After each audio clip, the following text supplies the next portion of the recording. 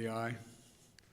I've spoken with the governor, and I'll be speaking with the mayor on the aircraft. We're working very closely with the state and local law enforcement officials, and they're going to keep me updated as they learn more.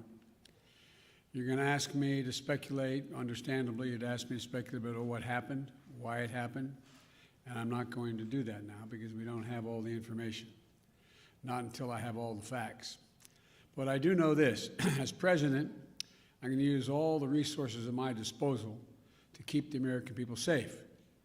As I said, at this moment, a great deal remains unknown, but 3 things are certain. First, 10 lives have been lost, and more families have been shattered by gun violence in the state of Colorado. And Jill and I are devastated, and the feeling, I just can't imagine how the families are feeling, the victims whose futures were stolen from them, from their families, from their loved ones, who now have to struggle to go on and try to make sense of what's happened. Less than a week after the horrific murders of 8 people and the assault on the AAPI community in Georgia, while the flag was still flying half-staff for the tragedy, another American city has been scarred by gun violence and the resulting trauma. And the state, I even hate to say it because we're saying it so often, my heart goes out. Our hearts go out for the survivors, who had to flee for their lives and who hid, terrified, unsure if they would ever see their families again, their friends again. The consequences of all this are deeper than I suspect we know. By that I mean the mental consequences, the feeling of, anyway, it's just been through too many of these. The second point I want to make is my deepest thanks to the heroic police and other first responders who acted so quickly to address the situation and keep the members of their community safe. And to state the obvious, I commend the exceptional bravery of Officer Eric Talley, and I send my deepest condolences to his family, his close family and 7 children. You know, when he pinned on that badge yesterday morning, he didn't know what the day would bring. I want everybody to think about this. Every time an officer walks out of his or her home and pins that badge on, the family member that they just said goodbye to wonders whether they'll subconsciously, will they get that call, the call that his wife got. He thought he'd be coming home to his family and his 7 children. But when the moment the act came, Officer Tully did not hesitate in his duty, making the ultimate sacrifice in his effort to save lives. That's a definition of an American hero.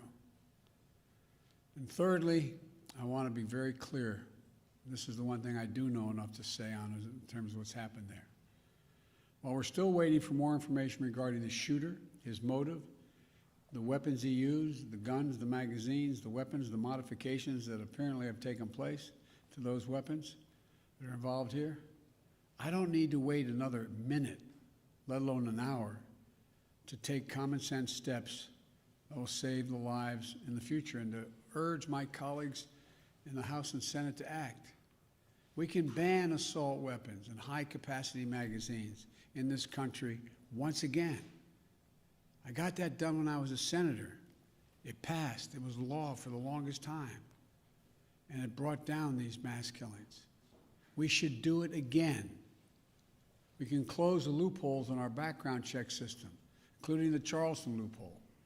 That's one of the best tools we have right now to prevent gun violence.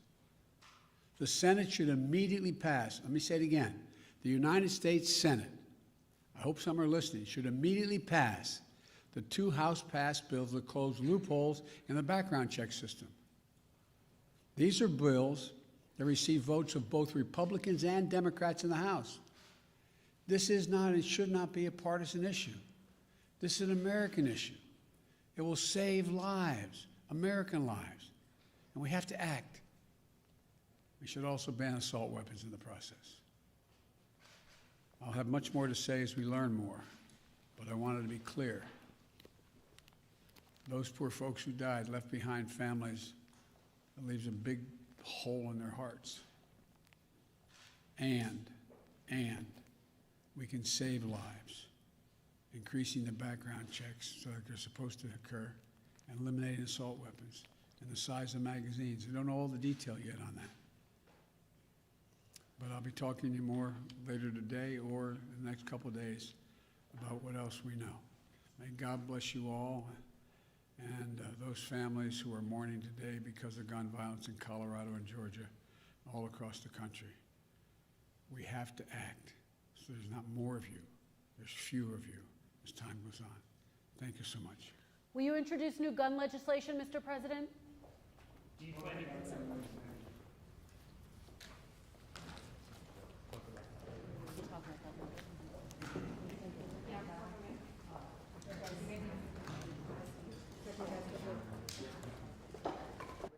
new gun legislation. He turned